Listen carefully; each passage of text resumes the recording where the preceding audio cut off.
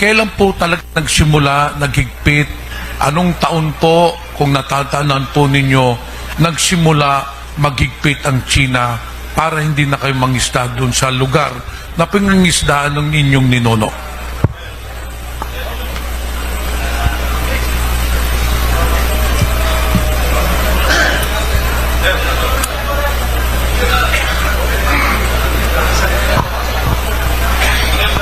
Lang po talaga nung nakaranasan ko talaga na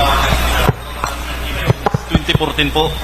Dahil sa kakayahan po na lagi po ako nangingisda dyan is ako po talaga ang unang hinaras ng China dyan ng 2014. Pero sa panahon naman nung nangyari na naging presidente si Rodrigo Duterte, kaya muli po kaming nakabalik. Pero sa panahon ngayon po, hindi po namin alam dahil yan sa sinasabing gentleman agreement.